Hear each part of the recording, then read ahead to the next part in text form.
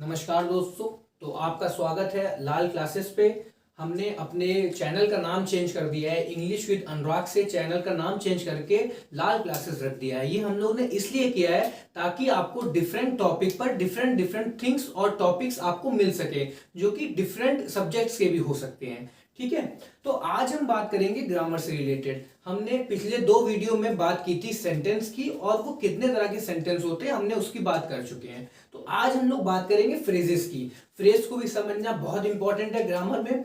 अगर हम ये नहीं समझते हैं तो हमारी जो ग्रामर का जो मतलब कि जो सेंटेंस होता है वो आधा रह जाएगा। ठीक है, चलिए हम लोग फ्रेज को समझते हैं। तो हम लोग एक बार सेंटेंस का भी रिवीजन कर लेते हैं। तो हम लोग सेंटेंस जानते हैं कि सेंटेंस वो चीज होती है जिसमें एक हम पूरी बात कहते हैं।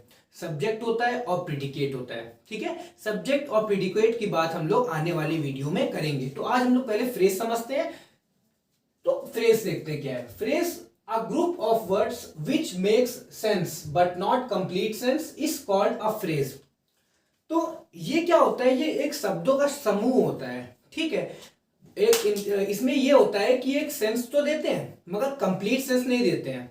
आपने बच्चों को देखा होगा, जो छोटे बच्चे होते हैं हम उनसे पूछते हैं, बहुत छोटे छोटे बच्चे होते हैं जो 3 से 4 साल के होते हैं। अगर हम उनसे बात करते हैं तो वो बहुत आधी अधूरी बात बोलते हैं, पूरी बात नहीं कहते हैं। जैसे कि अगर हमने उनसे पूछा कि अरे कहाँ थे, तो वो कहेंगे, कभी ये नहीं कहेंगे कि मैं गार्डन में था, वो कहेंगे गार्डन में, है ना। मतलब कि और बात आप खुद समझो कि मैं गार्डन में था, वो आप अपने से जोड़कर देखिए। मगर उनका क्या होता है, तो वो आधी बात बोलेंगे। तो आप ये समझ लीजिए जो बच्चे होते हैं वो ज्यादातर फ्रेज का ही यूज करते हैं। ठीक है, और एडल्ट जो होते हैं, जो बड़े होते हैं, वो पूरी बात कहते हैं। ठीक है, कि मैं गार्डन में था।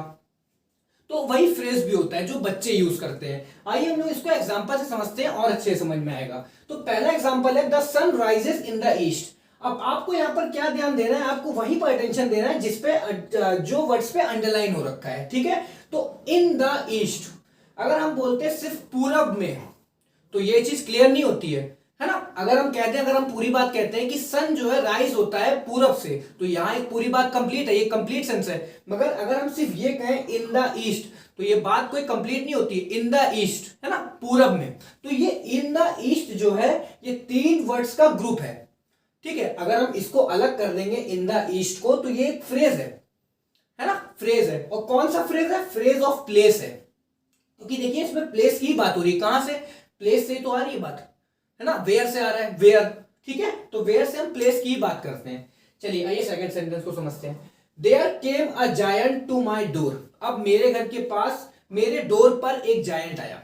ठीक है, तो अब यहां पर अंडरलाइन किसमें, टू माई डोर। 3 वर्ड्स है, ये भी एक ग्रुप ऑफ वर्ड्स है 3 वर्ड्स का। ठीक है, इसमें लिखा है टू माई डोर। अगर हम सिर्फ टू माई डोर को लेते हैं तो ये फ्रेज है। क्यों फ्रेज है, क्योंकि टू माई डोर अगर हम निकाल के देखेंगे तो क्या इसमें आप कोई सब्जेक्ट और प्रिडिकेट देख पाएंगे, सब्जेक्ट है ही नहीं इसमें कोई, क्योंकि इसकी स्टार्टिंग ही प्रीपोजिशन से हुई है। और प्रीपोजिशन के बाद इसका माई डोर जो है ये ऑब्जेक्ट है प्रीपोजिशन का। ठीक है, तो ये एक फ्रेज है जो कि अपनी कोई कंप्लीट सेंस नहीं दे रहा है। टू माई डोर, मेरे डोर पर। अब मैं बोलूंगा क्या, है ना, कोई बात कंप्लीट नहीं होती इससे। ठीक है, वही बच्चों वाली बात होगी कि मेरे डोर पर, ऐसे बोल दिया उन लोग ने, पूरी बात कंप्लीट नहीं हो गई, है ना।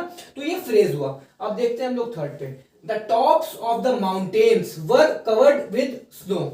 ठीक है, अब बता रहा है इसमें कि जो माउंटेन का टॉप है वो किससे कवर्ड था, बर्फ से कवर्ड था। मगर अब हमको सिर्फ इसमें सेंटेंस से नहीं मतलब है, सिर्फ हमको देखना है कि जहां जहां पर ये अंडरलाइन हो रखा है उस वर्ड पे ध्यान देना है। तो उस पर अगर देखते हो लिखा हुआ है ऑफ द माउंटेन्स। ठीक है, ये भी 3 वर्ड्स का एक ग्रुप है। ठीक है, ऑफ द माउंटेन्स प्रीपोजिशन से स्टार्ट हुआ है और प्रीपोजिशन का ऑब्जेक्ट द माउंटेन उसके बगल में आया है। ठीक है, तो ये भी एक फ्रेज है। क्यों, क्योंकि अगर हम ऑफ द माउंटेन सिर्फ कहते हैं तो ये कोई एक कंप्लीट सेंस नहीं देता है, ये पूरी एक बात नहीं है। ठीक है, तो इस वजह से ये भी एक फ्रेज हुआ। चलिए फोर्थ सेंटेंस समझते हैं। We enjoy playing cricket. तो यहां पर बोल रहे हैं कि हम क्रिकेट को खेलना एंजॉय करते हैं, हमको बहुत अच्छा लगता है क्रिकेट खेलना।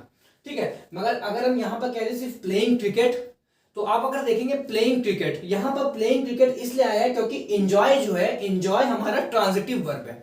आने वाले वीडियो में हम ट्रांजिटिव और इंट्रांजिटिव वर्ब भी समझेंगे क्या होता है। ट्रांजिटिव, जो ट्रांजिटिव वर्ब होते हैं वो ऐसे वर्ब होते हैं जो अपने ऑब्जेक्ट के साथ आते हैं, बिना ऑब्जेक्ट की उनकी बात कंप्लीट हो जाती है। चलिए मैं एक एग्जांपल लेके आपको जल्दी से समझा देता हूं ट्रांजिटिव वर्ब क्या होता है। अगर मैं कहता हूं कि मैंने दिया, मैंने अपने दोस्त को ये चीज ये दिया, अगर मैं कहता हूं ये चीज दिया, नहीं मैं कहता हूं कि मैंने अपने दोस्त को दिया, तो अब सामने वाला बंदा कहेगा क्या दिया, तो ये बात कंप्लीट नहीं होती है ना। अगर मैं कहता हूं कि I have given my friend, ठीक है, अब वो पूछेगा क्या क्या मैंने दिया दोस्त को अपने, है ना। तो अब देखिए इसके लिए ऑब्जेक्ट की जरूरत है, तो मैं कहूंगा कि I have given a box to my friend.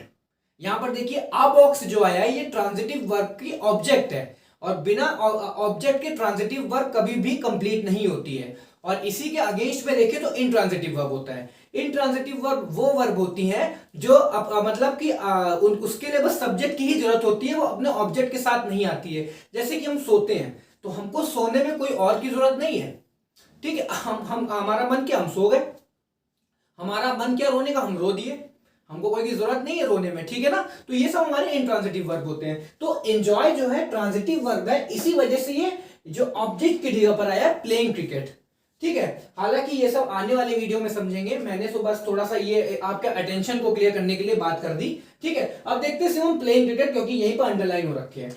Playing cricket दो वर्ड का ये एक ग्रुप है, ठीक है। यहां पर प्लेइंग जो है आपका जीरंड है, उसके साथ क्रिकेट आया है, ठीक है। ये सब हम आगे आने वाले वीडियो में बात करेंगे। अगर हम सिर्फ प्लेइंग क्रिकेट कहते हैं तो फ्रेज क्या होता है, फ्रेज वो चीज होती है जो ग्रुप ऑफ वर्ड्स होते हैं जो कि पूरी मीनिंग नहीं देते हैं। हम शुरुआत से इस वीडियो में यही बात कर रहे हैं, फ्रेज वो चीज होती है जो ग्रुप ऑफ वर्ड्स होते हैं जो कि आपको पूरी मीनिंग कभी नहीं देते हैं, आधी आधी मीनिंग देते हैं। जैसे बच्चे वो आधी आधी मीनिंग पे ही बात करते हैं, ठीक है। प्लेइंग क्रिकेट हो गया यहां पर, तो प्लेइंग क्रिकेट आपका ये फ्रेज हो गया, ठीक है। चलिए तो अब देखिए तीन तरह के फ्रेजेस होते हैं, ठीक है। तीन तरह के फ्रेजेस कौन से होते हैं, नाउन फ्रेज होते हैं, एडजेक्टिव फ्रेज होते हैं और एडवर्ब फ्रेज होते हैं। हालांकि नाउन फ्रेज, एडजेक्टिव फ्रेज और एडवर्ब फ्रेज बनाने का यहां पर इसलिए मैंने नहीं आगे इसको कंटिन्यू किया, अगर मैं इसको कंटिन्यू कर देता तो बहुत बड़ा वीडियो हो जाता, ठीक है। तो मैं सोच रहा हूं कि इसको जो आगे पार्ट्स आएंगे तो इसको मैं ABCD पार्ट में बांट दूंगा और फिर इसको एक एक करके एक्सप्लेन कर दूंगा अच्छे तरीके से, ठीक है। तो मैं यहीं पर वीडियो समाप्त करता हूं। आप आशा करता हूं कि आपको ये सब चीजें समझ में आई होंगी। अगर आपको कोई भी डाउट्स है तो जरूर से जरूर कमेंट करिए, मैं क्लियर करूंगा उस डाउट को। Thank you so much.